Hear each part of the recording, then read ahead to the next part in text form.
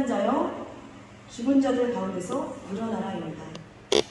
본문 말씀이죠. 에베소서 5장 14절 말씀입니다.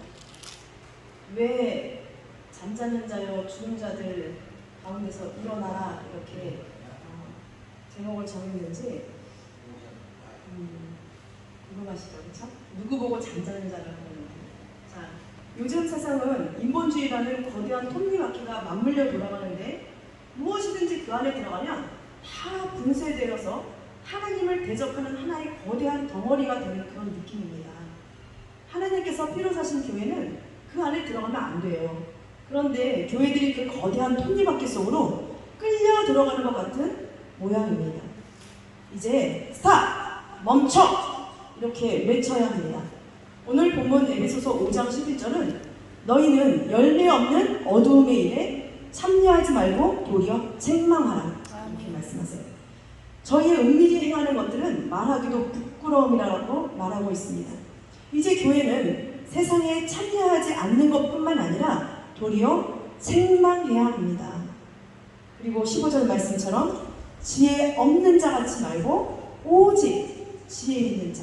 지혜의 근원은 누구십니까? 하나님. 예, 지혜로 천지를 조성하신 하나님 아니십니까? 그 아들 예수 그리스도 아니십니까? 지혜가 되신 분. 그 오직 지혜 있는 자 같이 하여 오직 예수 그리스도와 연합하여서 하나 된 자 같이 하여서 세월을 아끼라. 이 말이 기회를 사라는 그렇게 말로도 번역을 할 수 있어요. 세월을 아끼라. 기회를 사라. 기회는 있을 때 사야죠. 그렇죠? 지나가면은 잡을 수가 없는 게 기회예요. 기회는 왔다가 잡으면은 잡을 수 있지만 지나가면은 그냥 사라지는 것이 기회입니다. 세월을 아끼라. 기회를 사라. 때가 그 날들이 악하니라 이렇게 말씀하고 있어요. 더 이상 한국교회는 죽음의 톱니바퀴에 끌려 들어가면 안 됩니다. 제가 96학번이에요. 저희 때까지만 해도 대학교 동아리 중에서 선교단체들이 제일 컸어요. 규모가. 대학교에 여러 동아리들이 있잖아요. 그런데 선교단체들이 제일 컸단 말입니다. 막 40명, 50명 보통 이렇게 모였어요.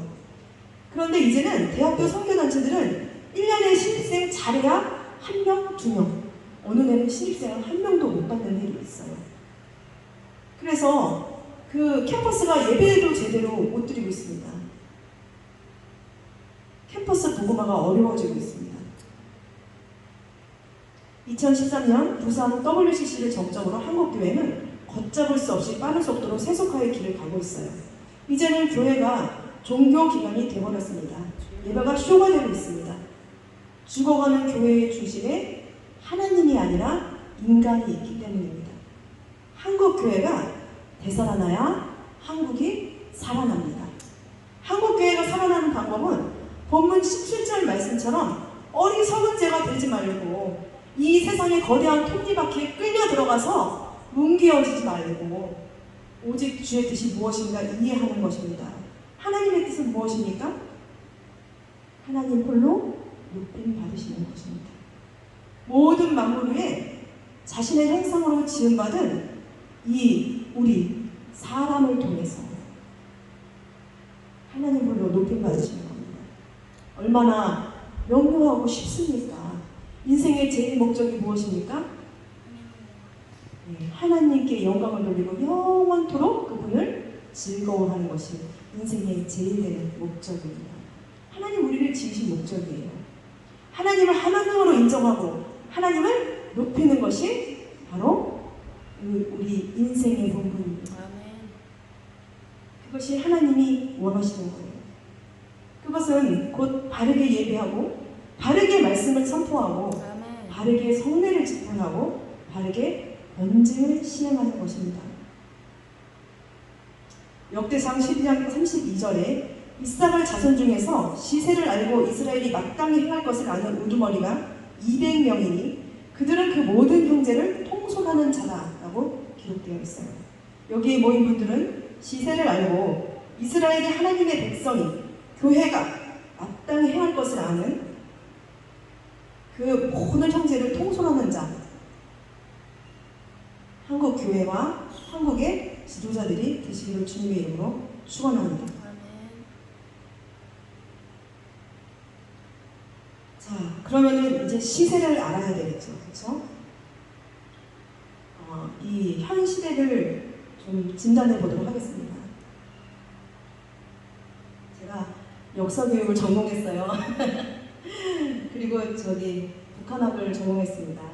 그래서 이 뭐 학부와 대학원에서 조금 공부한 것 같고 뭘 대단하게 알겠어요. 그렇지만 공부를 하니까요, 이 대단하게는 몰라도 전체적인 그 틀은 눈에 들어오는 것이 있어요.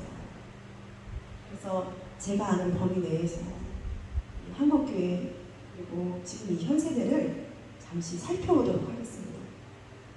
이 현 세대는 첫 번째로 포스트 모더니즘의 시대주의 속에서 방향을 상실한 시대라고 할 수 있어요. 방향 상실의 시대입니다. 18세기 계몽주의에서부터 시작된 모더니즘, 현대주의는 인간 이성이 중심이에요. 그런데 1, 2차 세계대전과 냉전을 겪으면서 불합리한 인간 이성이나 법칙, 규칙 이런 것으로부터 벗어나야 한다는 포스트 모더니즘 후기죠. 탈이성 사상으로 발전하게 되었습니다. 아니, 인간이 전적으로 타락했는데 어떻게 이 이성에서 선한 것이 나올 수 있습니까? 이성이 불합리한 게 당연한 거죠, 그렇죠? 근데 그나마 포스트 모더니즘은 이 남아있는 이성마저 이게 탈출시키는 겁니다. 그러면 뭐가 되겠어요? 네, 정말 헤매게 되는 겁니다. 이 문제는 포스트 모더니즘, 탈이성, 다양성, 탈권위적인 것을 추구하는 이 포스트 모더니즘 사상이 하나님의 말씀인 성경의 절대성을 부정한다는 것입니다. 그러니 하나님도 부모님도 선생님도 다 우습게 이렇게 인식되는 거예요.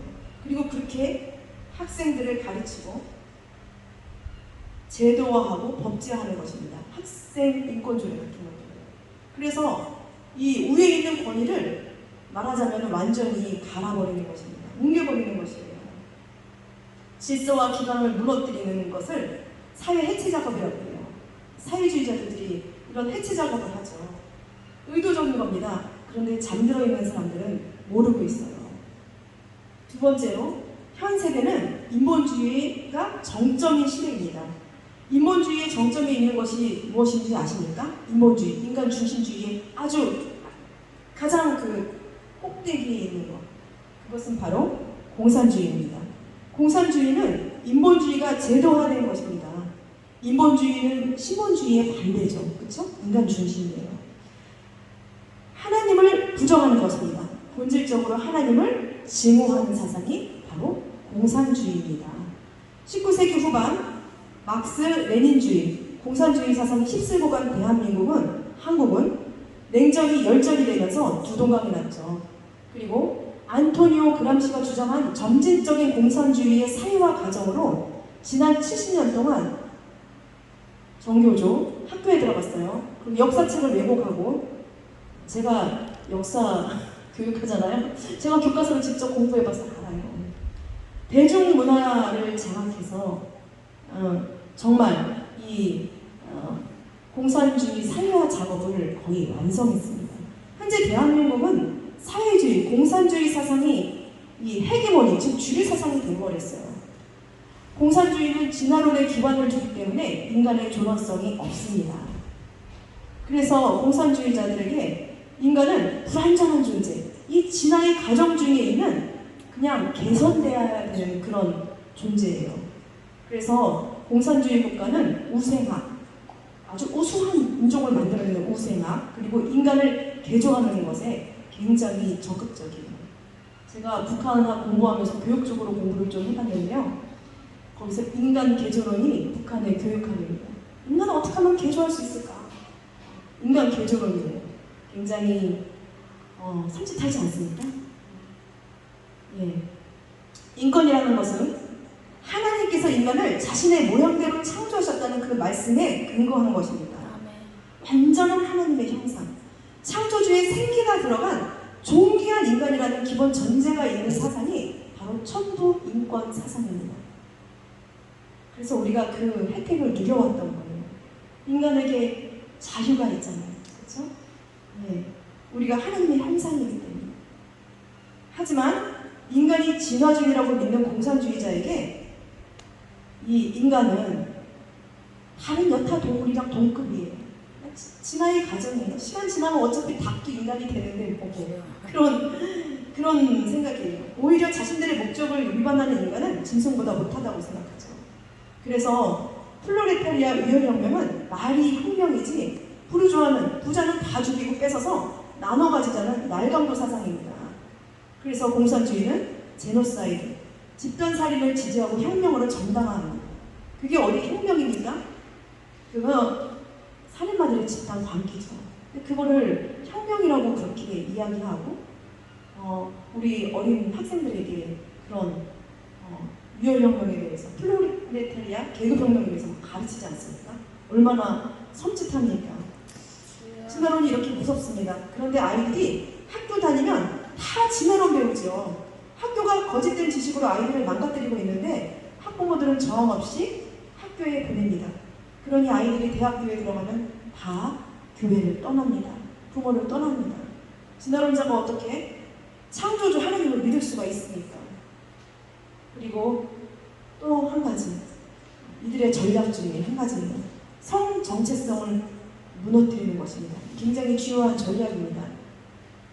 성경은 창세기 1장 27절에 하나님이 자기 형상, 하나님의 형상대로 사람을 창조하시되 남자와 여자를 창조하셨다 이렇게 기록하였는데 공산주의자들에게 남자와 여자는 무의미합니다. 노동력, 생산력을 얻기 위해서 그 경계를 허물어야 돼요. 여자들을 다 가정에서 끌어내야 됩니다. 이렇게 만들어야 되잖아요. 공산주의가 들어가면 그 나라는 어느 나라가 됐든 이거는 다 통계에 나와 있는 것들이에요. 여성 해방운동과 성개방, 이혼이 수직 상승이에요. 그리고 가정이 해체되고 사회기관이 무너집니다. 과거 공산주의권이 다 같은 절차를 밟았어요. 우리나라 물론 이 공산주의적인 사상, 뭐 그런 아주 진보적인 사상 때문만은 아니죠. 여러 가지 이유가 있을 거예요. 그렇지만 우리나라도 지금 이혼율이 굉장히 가파르게 상승하고 있죠. 가정이 해체되고 있어요.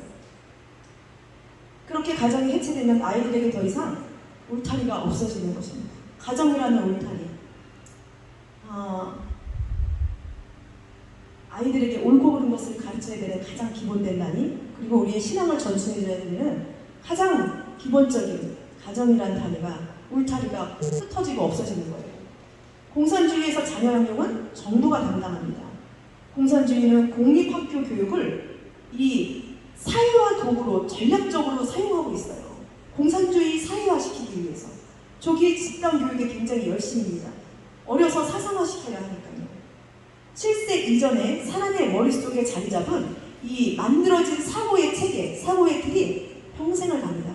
그 베이스, 굳어진, 몰딩돼서 딱딱하게 굳어버린 그 사고의 체계는요, 안 바뀌어요. 북한은 0세부터 타가소에서 수령님이라는 말을 배우죠, 그렇죠? 어버이 수령님이라는 말을 배웁니다. 얼마나 슬픕니까? 집단 조기교육은 어느 나라, 어느 시대를 막론하고 2세 미만 아이에게는 부정적인 영향이 많습니다. 제가 교육도 전공했잖아요. 집단 조기교육 2세 미만 아이에게는 굉장히 부정적인 거예요. 한국교회가 살아나려면 이 다음 세대 교육에 뛰어들어야 합니다. 특히 7세 미만 아이들 교육에 온 힘을 쏟아부어야 해요. 교회의 재정과 인력 배치를 이 7세 미만 아이들을 세우고 그 가정을 세우는데 쏟아부어야 돼요. 교회가 다음 세대 교육에 올인하면 이 젊은 부모들이 교회의 기둥으로 성장합니다. 교회가 튼튼해져요. 이 현재 세대는 세 번째로 소유가 전부인 물질 만능주의 시대입니다. 또 공산주의만큼 이 물질 만능주의를 대놓고 실천하는 곳이 없습니다.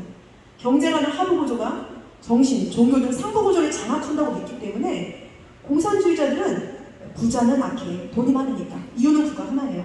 가난한 자는 무조건 착하다는 이분법적 사고를 해요. 이게 얼마나 바보 같은 구분 기준입니까? 네? 하지만 그들에게 물질, 돈이 전부예요. 그래서 돈 많으면 악하니까 죽여서 없애고 돈 없고 착한 이 무산 플로레타리아 계급은 나눠 가져야지. 이것이 평등이고 박애라고 주장하는 것입니다. 그냥 정말 강도죠, 그렇죠? 강도예요. 근데 그거를 아주 심하게 계속해서 반복해서 세뇌를 시키니까 거기에 감동된 사람들은요, 그게 자기 목숨보다, 부모보다, 가족보다 더 중요한 길입니다. 자, 대한민국의 많은 청년들이 그렇게 세뇌되고 있어요. 이 단순하고 바보 같은 공산주의 사상에 세뇌되면요, 사람들이 자신도 모르게 이 피해를 보게 되는데요. 말하자면은 무언가 계속해서 이렇게 받아야만 하는 그런, 이렇게 속되게 표현하면 거짓 근성이죠, 그렇죠? 뭔가 계속해서 이렇게 받아야 되는 그런 근성이 생겨요. 그 다음에 자기 연민에 빠집니다. 나는 피해를 받았어. 그냥 좋은 차 타고 이렇게 좋은 옷 입고 좋은 학교 다니는 사람만 봐도 그냥 입이 튀어나오고 눈이 찢어지는 거예요. 너무 이상하지 않습니까? 예. 자기 연민과 부자에 대한 증오가 들어갑니다. 증오하라, 증오하라. 이거 혹시 어디서 들어보지 않으셨어요? 이게 공산주의의 그 고전적인 구호예요. 이 사람들이 이 사회를 전복시키는데 이 뭐라 그럴까요? 단계가 있고 이 말하자면 매뉴얼이 있습니다. 거기에 가장 고전적인 게 이 증오심, 분노심을 유발하는 거예요. 그래서 어떤 그 이벤트가 하나 있으면, 사건이 하나 있으면 그것을 붙잡고 굉장히 집요하게 늘어지고 전체적인 공분을 사도록 그것을 끌어올려요. 분노하라, 분노하라. 이거 많이 들어보지 않으세요? 세월호 때부터 굉장히 많이 그렇게 이 구호들이 있었어요. 제가 막 그 학교를 다니고 있는데 저희 같이 공부하던 친구가 집회를 갔다 오더니 언니 분노가 끌어. 왜? 분노하라, 분노하라. 자, 그거 하고 왔대요. 세월호 집회 가서. 예, 이게 굉장히 고전적인 공산주의의 수법입니다. 말려 들어간 거예요. 자, 문제는 교회도 이런 거대한 세상의 톱니바퀴, 세상의 사조에 끌려간다는 것입니다. 고지론이라는 것이 있어요. 고지론은 예수 믿고 복받고 사람이 잘 돼야 복음 전파가 수월하고 하나님께서 영광 받으신다는 것입니다. 기복신앙의 핵심이 이 고지론, 그리고 물질 만능주의입니다. 교회는 성공하고 잘될 간증으로 넘쳐나요. 그런데 개인과 가정의 삶에 위기가 찾아오면 그렇게 믿고 배운 성도들은 교회를 떠나게 되어 있습니다. 그리고 그들은 자기 발로 섭니다. 더 이상 하나님을 의지하지 않아요. 왜냐면 자기가 어렵게 됐거든요. 가난하게 됐거든요. 아프거든요. 시험에서 떨어졌거든요. 취직을 못했거든요. 예레미야 10장 23절에 인생의 길이 자기에게 있지 아니하니 걸음을 지도함이 걷는 자에게 있지 아니하다는 것을 우리 모두는 아셔야 합니다. 아멘. 잠언 16장 9절에 사람이 마음으로 자기의 길을 계획할지라도 그 걸음을 인도하시는 자는 여호와십니다. 아멘. 자기 발로 서는 사람은 결국 사망의 길을 갑니다. 겸손하게 하나님을 의지해야 살 수 있어요. 아멘. 여러분의 자녀들에게 어려울 때도 하나님을 의지하는 법을 배우게 하셔야 됩니다. 아멘. 교회가 고지론을 얘기하면 안 돼요. 아멘. 기복신앙을 얘기하면 안 됩니다. 왜요? 이 신앙이 약체가 되기 때문에 그래요. 잘 될 때만 좋은 거예요. 그 사람들. 잘 들으세요. 하나님에 대한 믿음이 아무리 좋아도 건강이나 좋은 성적, 좋은 직장을 보장해주지 않습니다. 아멘. 믿음은 내 소원이 아니라 하나님의 소원을 이루는 거예요. 아멘. 요셉처럼요. 하나님께서 주시는 꿈을 꾸고 그 꿈을 이루시는 아주 쓰레기고 아픈 가정을 믿음으로 참아내는 것입니다. 아멘. 그게 믿음이에요. 그게 제대로 믿는 겁니다. 요셉이 이집트의 노예로 팔리지 않았으면 청와대 경호실장, 그렇죠? 그 귀족의 집에서 집사를 하지 않았으면 팔려가서 왕의 제수들만 가두는 고급 감옥에 갇혀서 오랜 시간을 외면받고 고통받지 않았으면 어떻게 히브리 유목민이 어떻게 이집트 언어와 문자와 이집트의 최상위 귀족의 그 삶, 그리고 이집트의 정치구조, 왕의 측근들과 권력관계, 암투와 유혈이 낭자한 정치적 계보를 깨뚫고 이집트를 실질적으로 다스리는 총리가 될 수 있겠습니까? 아멘. 하나님이 계획하신 거예요. 아멘. 아멘. 하나님이 허락하신 것입니다. 아멘.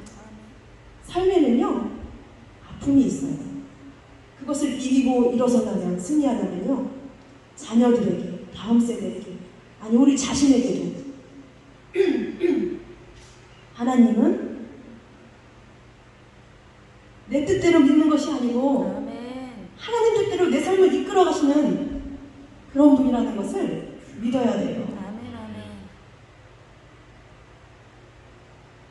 그렇게 되면 승리합니다. 아멘. 끝에 승리하고 일어서서 웃는 사람이 될 수 있어요. 아멘. 믿음은 하나님을 붙잡고 거친 파도 위에 서는 것입니다. 믿음은 사망의 음침한 골짜기를 다닐지라도 내가 해받을 것을 두려워하지 않는 것입니다. 아멘. 왜요? 하나님 나와 함께 하시니까. 그게 아멘. 믿음입니다. 아멘. 잘 되고 내가 기도했더니 세상에 로또가 맞았어요. 이거는 믿음이 아니에요. 자, 내가 사망의 음침한 골짜기를 다닐지라도 해를 두려워하지 아니하면 주께서 나와 함께 하십니다. 아멘. 이 고백이 믿음입니다. 어려울 때 하나님을 의지할 수 있도록, 즐거울 때 하나님과 동행할 수 있도록 아멘. 그렇게 가르치시고 그렇게 실천하십시오. 앞으로 예수님 믿는 것이 지금보다 더 어려워질 수 있습니다. 예수님 제대로 믿는 것이 더 어려워질 때 이 고지론, 기복신앙, 웰빙 교회들은 다 무너집니다. 주여. 예수님의 12제자들은 다 순교했어요. 아멘. 초대교회 성도들 중 많은 이들이 너무나 가난했습니다. 많은 성도들이 복음을 위해 가난과 핍박을 받고 심지어 아주 비참하게 생을 마감해야 했습니다. 히브리서 11장, 믿음의 장이죠. 아멘. 35절 이하에 또 어떤 이들은 더 좋은 부활을 얻고자 하여 악형을 받되 구차히 면하지 아니하였습니다. 아멘. 또 어떤 이들은 희롱과 채찍질뿐만 아니라 결박과 옥에 갇히는 시험도 받았습니다. 돌로 치는 것과 톱으로 캐는 것과 시험과 칼에 죽는 것을 당하고 양과 염소의 가죽을 입고 유리하여 궁핍과 환난과 학대를 받았습니다. 이런 사람은 세상이 감당치 못하리라. 아멘. 저희가 강야와 산중과 암혈과 토굴에 유리하였느니라. 아멘. 세상이 감당치 못할 성도들이 되시기를 아멘. 아멘. 예수님의 이름으로 축원합니다. 자, 이제 대한민국이 지금 그런 상태라는 것을 굉장히 무언가 이 인본주의에 꽉 맞물려 들어가는 그 상태라는 것을 우리가 한번 봤어요. 포스트 모더니즘으로 인한 방향성 상실, 가치 혼란, 그 인본주의 정점의 공산주의 사상으로 인한 인간 존엄성 경고, 양자 역학과 실존주의의 영향으로 관찰자 개인의 감정과 이 의견만 중요시하는 것입니다. 그러니까 맨날 뉴에이지 그 음악 듣고 명상하고 감상기도 하는 거예요. 제 고등학교 물리 선생님이요, 양자 역학을 연구하시던 선생님이셨어요. 결국은 어떻게 됐냐면 과학적으로 정말 이상하거든요. 이 물질이 일정 속도 이상으로 가면 빛이 돼버리는 거예요. 물질의 속성인 무게와 이 부피와 이런 것들이 다 사라지는 겁니다. 그냥 빛이 되어서 통과하고 빛이 돼버려요. 너무 이상하지 않습니까? 여기에 완전히 현혹되다가 나중에 어떻게 되냐면 산으로 돛다 끌어다니셨어요. 그 옛날에 물리 선생님이 막 대학원 다니시고 그 당시 굉장히 정말 엘리트셨는데요. 결국은 돛다 끌어다니셨어요. 도복 같은 거 이렇게 한복이 막 돛다 끌어다니셨어요. 자, 어디에도 하나님의 법칙, 말씀의 기준은 없습니다. 한국의 많은 교회가 이 시대사조에 휘둘려서 상담과 상처치유, 환경운동, 구도자 예배, 명상과 감상기도, 큐티, 균합적 성경 공부의 한계로 몸살을 앓고 있어요. 제가 설교를 좀 짧게 준비하고 싶은데 이게 참 늘 안 돼요. 너무 죄송합니다. 조금만 더 하고 마무리하도록 하겠습니다. 이제 한국교회가 어떻게 인본주의의 톱니바퀴 속으로 끌려 들어가는지 몇 가지만 더 살펴보도록 하겠습니다. 기독교의 성경적 상처치유의 핵심은 무엇인지 아십니까? 죄를 죄로 알고 회개하고 돌이키는 거죠. 저도 한때 상담을 공부했었어요. 이게 한국교회에 십스럽거든요. 교회가 상담과 치유 사역에 집중할 때 말씀이 약화됩니다. 교회의 3대 표적인 바른 말씀 선포, 아멘. 성례, 번징의 신실한 시행으로 상처와 문제가 해결될 수 있어요. 아멘. 아멘. 네. 성례의 집회, 말씀의 바른 선포, 아멘. 그리고 삶이 매혹된 거짓된 이 잘못에 대해서는 번징이 들어가야 돼요. 아멘. 그런데 그런 것은 하지 않아요. 그냥 이 죄의 문제로 괴로워하는 성도들을 달래기만 합니다. 하나님은 사랑이셔. 그리고 달래기만 하는 게 이게 상담의 한계예요. 그리고 상담 깊이 들어가다 보면은 뉴에이지 같은 이 뭐 명상, 그 다음에 자기 체면 이런 거랑 다 연결돼 있어요. 상담 보급 과정 들어가면 다 배웁니다. 그런 거를 또 사역자들이 열심히 배웁니다. 왜냐면 교인들 살리겠다. 너무너무 어그러지거든요. 마음이 너무 아픕니다. 저도 한때 그쪽들로 갔을 테니까요. 돌이켰습니다. 아멘. 죄를 드러내고 하나님께 회개하라는 것, 좌우의 말씀, 검 같은 하나님의 말씀으로 잘못을 잘못이라고 선포하고 아멘. 돌이키게 하는 것, 이것이 기독교 상담의 핵심입니다. 아멘. 상담은 상처로 죄 가운데 고통받는 성도의 삶을 변화시키지 못해요. 다시 한번 강조합니다. 이 바로된 말씀에 찔림을 받아야 돼요. 아멘. 죄를 죄로 인식해야 돼요. 아멘. 그리고 성례를 통해서 성찬하잖아요. 예수와 함께 내가 죽고 예수와 함께 내가 살았다는 아멘. 그 성례의 은혜를 통해서, 그 성찬을 통해서 예수님께서 내 죄 용서해 주셨구나. 예수님께서 나와 함께 계시구나. 아멘. 내 피를 먹고 마시는 자는 나와 함께 살겠다고 하셨으니까 나 다시 일어서야지. 아멘. 예수님은 받으셨어. 나 용서받았어. 거룩하신 주님 나와 함께 계셔. 아멘. 이렇게 일어서는 겁니다. 그리고 때로는 권징을 하는 것입니다. 자, 여러분의 교회가 죄를 죄로 드러내는 바른 말씀과 성례와 성경의 권위와 권징이 살아나길 주님 이름으로 축원합니다. 아멘. 구도자 예배도 전도를 위해 불신자들과 접점을 높인다는 구실로 기획되고 하지만 하나님의 영광을 가리는 것을 많이 봤습니다. 제가 그런 교회를 몇 군데 가봤어요. 예배당 의자가 극장 의자입니다. 깜짝 놀랐어요. 빨간 색깔 극장 의자예요. 개별 의자가 쫙 그것도 이렇게 사선으로 극장처럼 되어 있습니다. 제가 어디 교회라고 얘기는 안 못하겠어요. 교회에 방송국이 있더라고요. 저기 목사님께서 저를 방송국으로 인도해 주셨습니다. 그리고 또 다른 교회 가봤습니다. 사이키 조명이 이렇게 설치되어 있고요. 전문 뮤지션이 음악을 연주해요. 예배 시간에. 그리고 불이 꺼지니까 성도들이 일어나서 춤을 춥니다. 제가 너무 놀랐어요.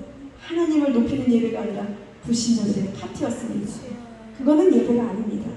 교회가, 예배가 아주 비굴하고 비천하게 세상에 무너지고 있는 것입니다. 구도자 예배라는 언어도단은 통탄합니다. 구도자 예배는 없어요. 예배는 누구에게 드리는 겁니까? 하나님, 거룩하신 아멘. 아멘. 불신자에게 드리는 게 아니에요.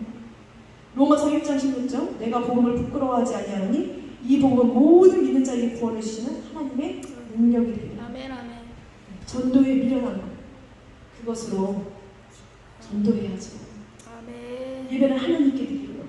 복음의 선명한 핏빛, 붉은 핏빛이 살아있는 복음 전파는, 전도는 날것이어야 됩니다. 아멘. 네, 빨갱이가 좋아하는 그 피는 얼마나 붉은 피 좋아합니까?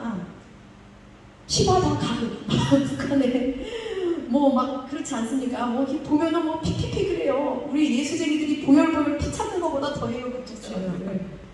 그들이 좋아하는 피는 자신들이 죽인 인간의 피지만 우리가 말하는, 전도하는 그 피는 하나님의 아들 예수 그리스도의 피, 아멘. 아멘. 우리를 죄에서 씻어주시고 구속하시는 아멘. 예수의 피입니다. 여러분 한 명 한 명이 하나님께서 피로 사신 교회예요. 피값을 지불하시고 피값으로 사신 교회입니다. 거룩한 나라고 하나님의 소유된 백성입니다. 아멘. 식품의 효소는 가열하는 순간 사라진다고 하죠. 복음의 붉은 핏빛이 핑크빛이 되는 순간 복음은 웃음거리로 전락하는 것입니다. 십자가는 액세서리가 되어버려요. 생복음을 전해야 합니다. 전도에 미련한 것을 부딪혀야 돼요. 하나님의 아들 예수님이 당신을 위해서 죽으셨어요. 아멘. 그리고 하나님께서 권능으로 3일 만에 살리셨어요. 아멘. 당신도 예수와 연합해서 십자가에서 죽고 죄사함 받고 예수와 연합해서 살아납시다. 아멘. 성화되는 삶을 삽시다. 이렇게 전도해야 진짜 성도가 됩니다. 아멘. 그래도 그 생복음 날복음을 안 받으면 그 사람은 택자가 아닌 거예요. 어쩔 수 없는 겁니다. 아니면 때가 안 됐던지. 그렇죠? 예, 마태복음 10장 14절에 누구든지 너희를 영접하지도 않고 너희 말을 듣지도 아니하고는 그 집이나 성에서 나가 너희 발의 먼지를 떠나버리라. 이것으로 증거를 삼으라 하셨어요. 내가 진실로 너희에게 이르노니 심판날에 소돔과 고모라 땅이 그 성보다 견디기 쉬우리라. 말씀을 전할 때는 그대로 복음 가지고 아멘. 부딪혀야 됩니다. 여러분의 그 복음 전도가 전도에 미련한 것이에요. 아멘. 한국교회가 살아나길 간절히 기도합니다. 한국교회에 또 굉장히 피해를 많이 주는 것이 있습니다.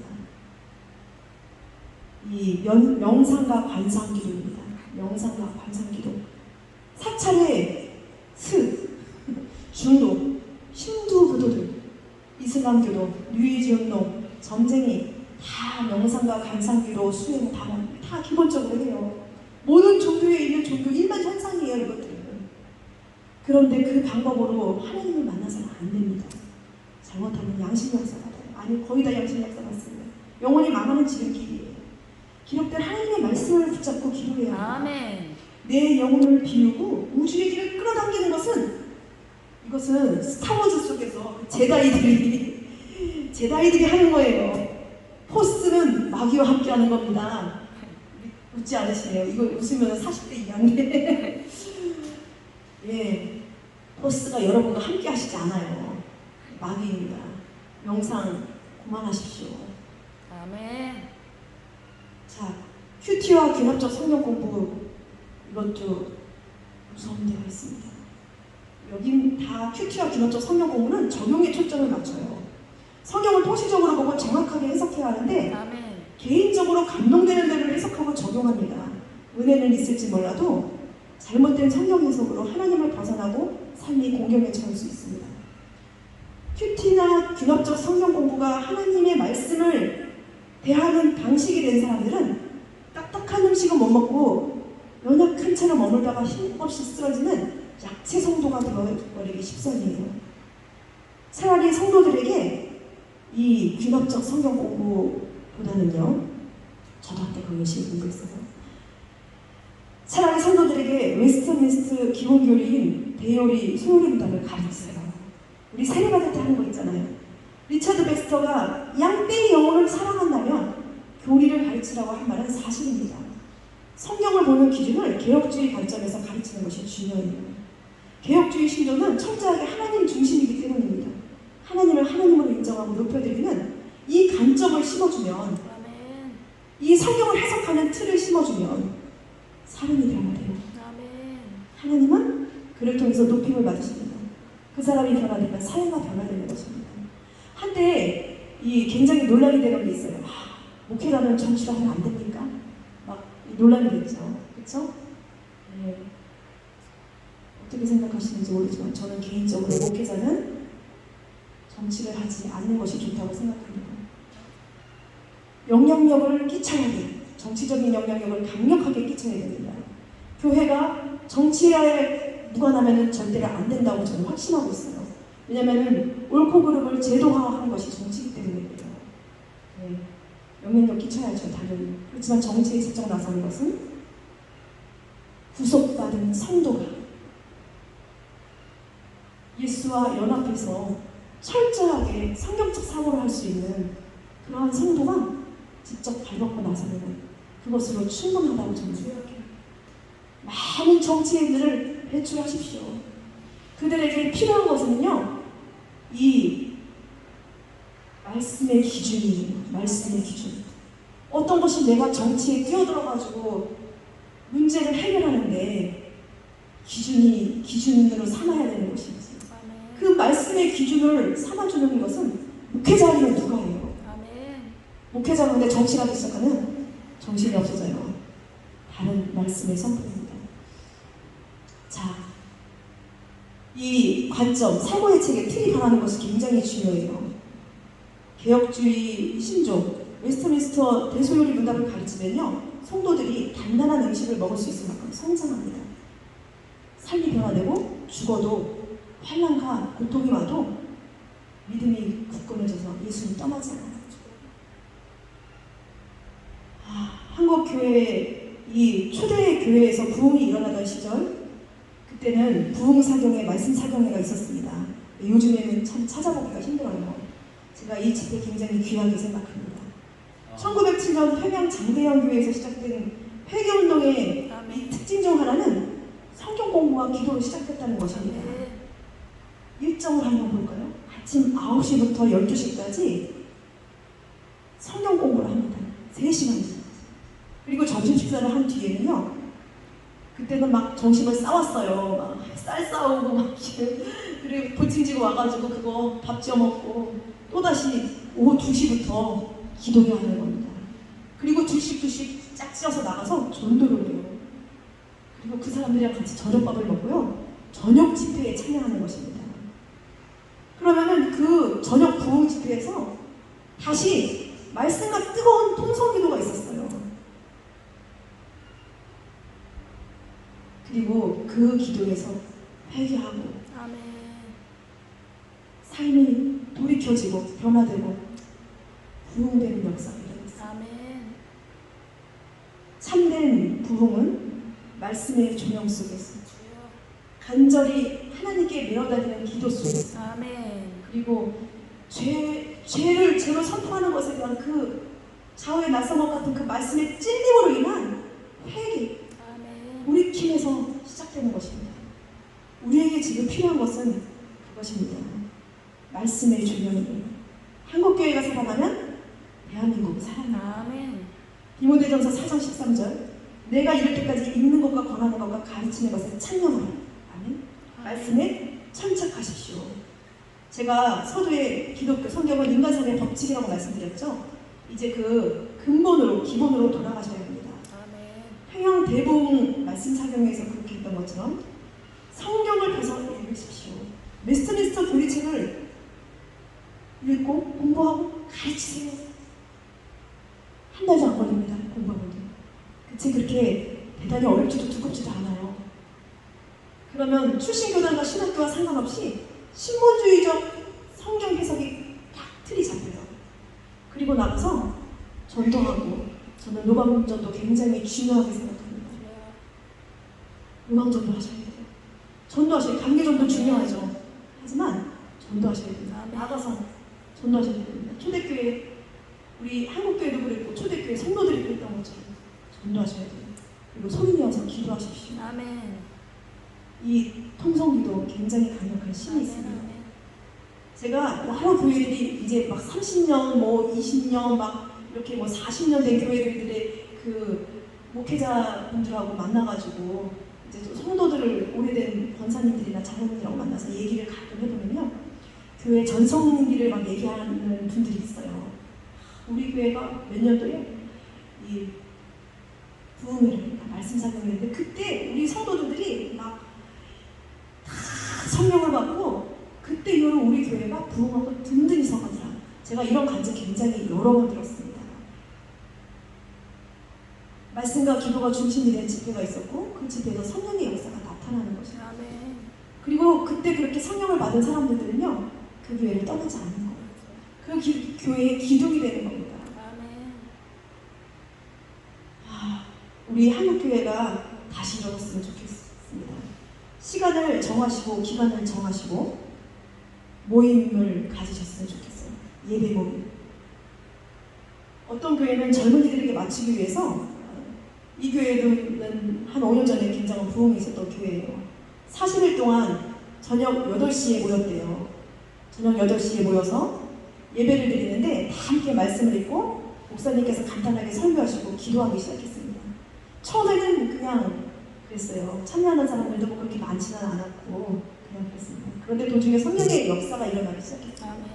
성도들이 모이고 교회가 뜨거워졌습니다. 불이 붙었습니다. 주여. 그렇게 부흥이 시작되는 것입니다. 그리스도의 몸된 교회는 모여야 합니다. 아멘. 한국교회가 다시 살아나야 한국이 살아납니다. 여러분에게 불이 붙어야 한국교회가 살아납니다. 아멘. 우리가 다 불붙기를, 주여. 불붙기를 간절히 축원합니다. 아멘. 제게 꿈이 있어요. 지금 설교 준비하면서 제가 꿈을 꿨습니다. 어떤 꿈을 꿨냐면 이 한국교회 목회자들이 5일 동안 5일이면은 신구약을 다 통독할 수 있어요. 구약은 한 3일이면 통독할 수 있고요. 신약은 해보니까 2일이면 그 수련회장 같은 데서 밥만 먹고 하면은 5일이면 충분히 신구약 성경을 한번 통독할 수 있습니다. 한국교회 목회자들이 모여서 성경을 통독하는 거예요. 주여. 아멘. 5일 동안. 그리고 그 다음 파트 또 있어야죠. 그렇죠? 또 좀 있다가 또다시 5일 동안 이 집회장소 같은 데 모여서 한국교회 목회자들이 교리학교를 하는 겁니다. 웨스트민스터 대소요리문답, 기독교 사상사 이런 거 그렇게 어렵지 않아요. 쭉 공부하다 보면 굉장히 재밌게 5일이면 아주 깨뚫고 남는 시간이죠. 그렇게 같이 공부를 하는 거예요. 네. 그러면은 굉장히 날카로워지죠. 이 교리하고 교회사가 들어가면요, 이렇게 분별력이 좀 생겨요. 현대 이 시대 사조라는 눈이 뜨입니다. 그리고 또 좀 시간이 지나서 다시 5일 동안 목회자들이 또 다 모이는 거예요. 그래서 말씀 사경을 하는 겁니다.